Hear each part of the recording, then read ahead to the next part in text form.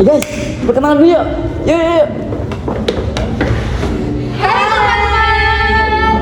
Perkenalkan, kami dari kelompok 9 pada mata kuliah Aplikasi Komputer Perkantoran dengan saya Sabti Rahma Denisa, Saya Muksid Ali. Dan saya Fatmaria Datul Ais. yang pada kali ini kita akan membahas tentang Microsoft PowerPoint dengan tema pembuatan makalah. Betul sekali. Selamat menyaksikan. Selamat menyaksikan teman-teman. Bye-bye.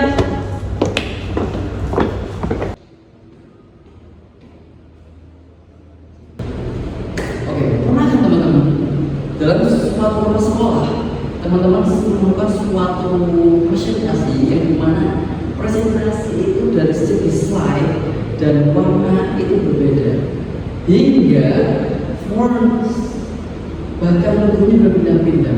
Mungkin hal itu tidak etis ya teman-teman, tidak estetik dan seperti apa dan bagus lah.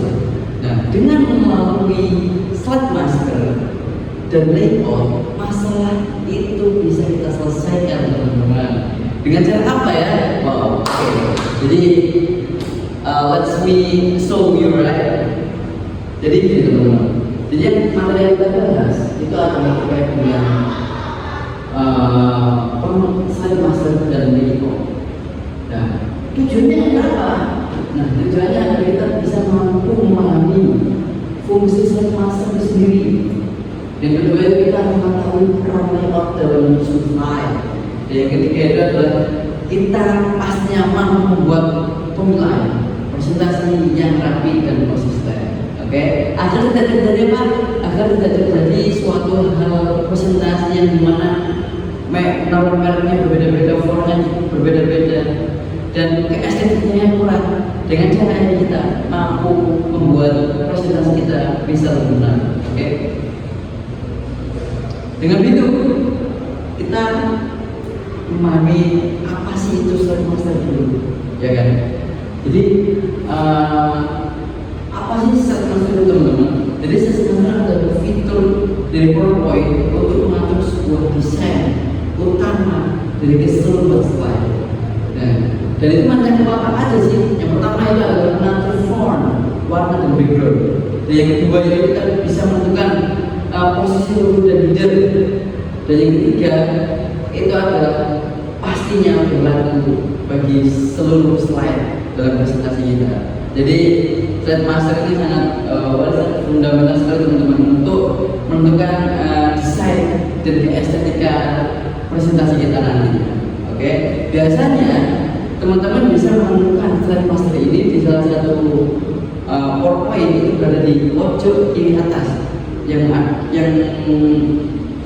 ada tulisan view. Dari situ teman-teman bisa melihat keseluruhan slide master. Oke, kita lanjut. Jadi fungsinya apa sih? Dan manfaatnya untuk apa sih slide master itu sendiri? Jadi yang pertama ya teman-teman, dari presentasi kalian, PPT kalian itu bisa menjaga keseragaman tampilan slide keseluruhan. Yang pertama itu, yang kedua bisa mampu menghemat waktu membuat presentasi. Teman-teman nggak harus membuang waktu banyak karena apa? Kita memiliki fitur slide master sendiri. Dan yang ketiga, kita pastinya memudahkan revisi desain. Ya teman-teman, dengan fitur slide master sendiri ini kita mampu mudah untuk merevisi atau mengolah-olah suatu desain, suatu layout dan lain. Oke.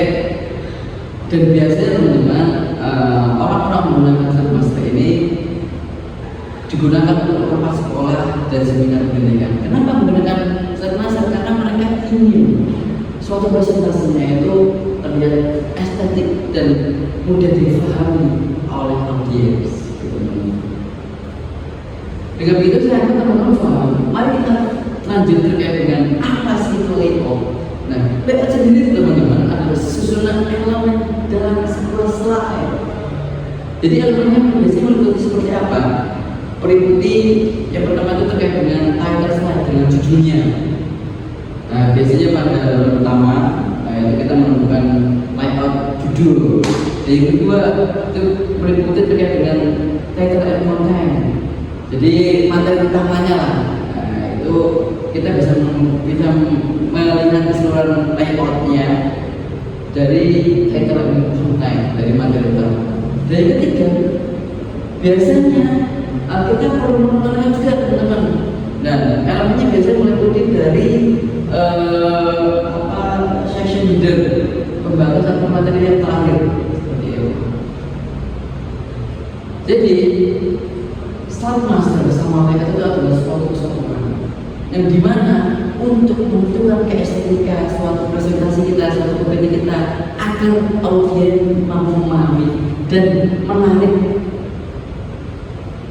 perhatian terhadap audiens lainnya seperti itu. Jadi penerapannya seperti apa? Jadi Slide Master itu biasanya menentukan flow dan warna sejak awal. Dan yang ketiga itu menambahkan untuk sekolah di semua slide. Itu bagian dari Slide Master yang ketiga, biasanya menyamakan posisi dulu dan isi. Dan sedangkan penerapan dari layout sendiri, biasanya layout ini digunakan sesuai jenis isi. Jadi misalkan isinya pendidikan, ya temanya pendidikan. Misalkan layoutnya ini terkait dengan pembahasan bisnis, ya temanya bisnis seperti yang tertera di atas ini seperti itu. Dan biasanya kita harus menentukan teman-teman pilihan layout itu yang harus betul-betul balancing. Yang terkait apa ya, biar presentasi kita mudah dibaca, biar presentasi kita menarik. Berarti kita harus menentukan layoutnya mudah dibaca, layoutnya harus terlihat rapi dan pastinya tidak membosankan. Seperti itu. Jadi perbedaan antara Slide Master dan layout sendiri itu adalah pengatur desain utama dan layout adalah pengatur isi tiap slide. Seperti itu teman-teman. Oke, saya harap teman-teman bisa memahami betul-betul dan nantinya teman-teman bisa menerapkan hal ini dan presentasi kalian, PPT kalian akan menarik dan estetik lagi setelah memahami penjelasan dari apa yang sudah saya jelaskan tadi. Terima kasih, sekian dari saya. Wassalamualaikum warahmatullahi wabarakatuh.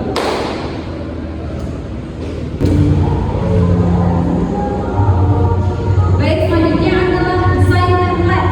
Desain template sendiri adalah rancangan tampilan dasar slide yang mengatur baik warna, font, background, dan juga tata letak agar semua slide terlihat seragam dan juga rapi. Dengan template, presentasi tampak lebih profesional dan pembuatan lebih cepat karena tidak perlu mengatur desain setiap slide satu persatu. Selanjutnya adalah memilih template yang baik. Pilih template yang sesuai dengan tujuan presentasi seperti rapat sekolah, seminar pendidikan, atau tugas kelas. Dan hindari warna terlalu ramai agar teks tetap mudah dibaca. Lalu gunakan kombinasi warna yang pas antara teks dan juga background, serta gunakan jenis huruf yang jelas seperti Arial atau Barito. Selanjutnya adalah animasi dan juga transisi. Nah, animasi sendiri adalah efek gerak pada objek di dalam slide, seperti teks masuk dari samping atau gambar yang muncul perlahan. Nah, untuk transisi sendiri ialah efek perpindahan dari satu slide ke slide berikutnya, misalnya slide menghindar atau slide bergeser. Selanjutnya adalah penggunaan animasi yang baik. Gunakan animasi sepenuhnya untuk menonjolkan poin penting, bukan untuk hiasan berlebihan yang bisa mengganggu perhatian audiens. Pilih juga jenis animasi yang sederhana dan atur kecepatan gerakan agar audiens sempat membaca isi teks dengan nyaman. Selanjutnya adalah penggunaan transisi. Terapkan satu atau dua jenis transisi saja yang konsisten di seluruh slide. Misalnya hanya memakai flip atau tip agar presentasi terlihat profesional. Hindari transisi yang terlalu heboh atau berputar-putar untuk presentasi formal di sekolah atau seminar pendidikan karena bisa membuat audiens tidak fokus pada materi. Untuk selanjutnya, saya akan membahas bagaimana sih pemanfaatan media dan praktik membuat presentasi. Seperti yang kita ketahui, presentasi merupakan sarana penting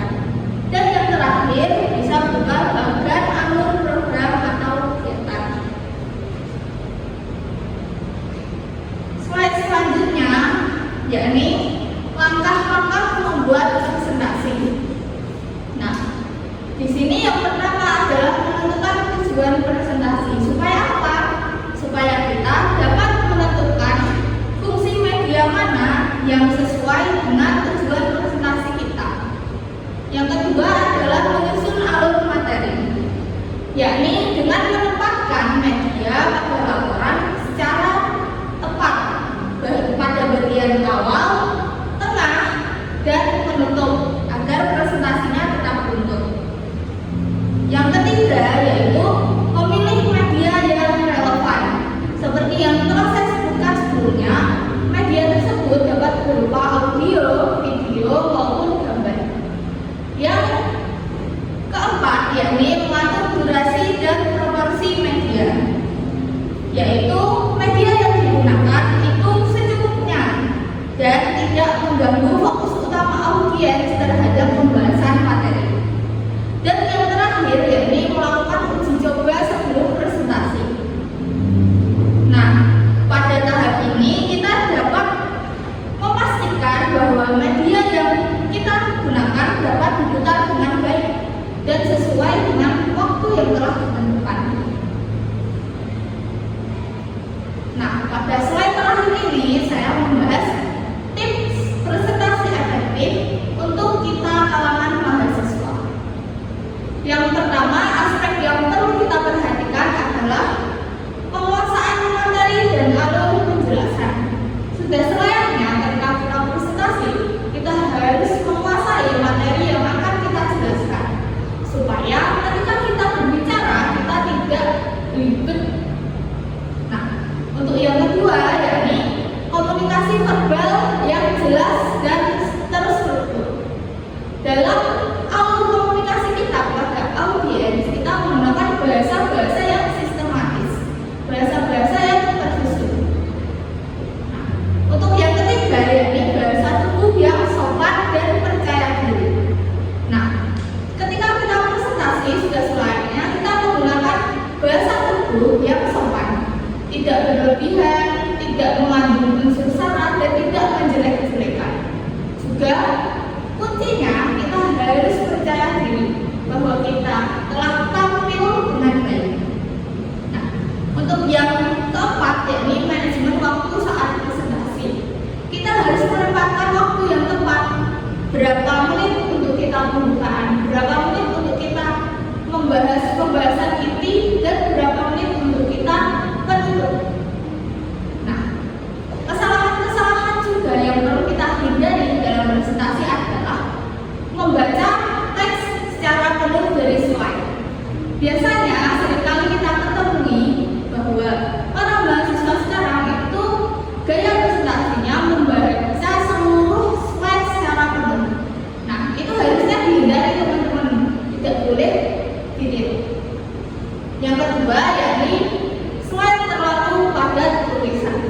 Nah, seharusnya slide presentasi kita itu memuat poin inti-inti saja, tidak memuat banyak sekali tulisan. Nah, dari poin inti tersebut penjelasannya itu kita yang menjelaskan agar dalam pemuatan slide-nya tidak terlalu dominan teks. Yang ketiga yaitu penggunaan media yang tidak relevan. Nah, terkadang kita mempunyai keinginan yang muluk-muluk sehingga kita memasukkan semua media ke dalam slide presentasi kita. Nah, hal tersebut harusnya kita hindari agar apa? Agar audiens bisa fokus terhadap materi pembahasan kita. Dan yang keempat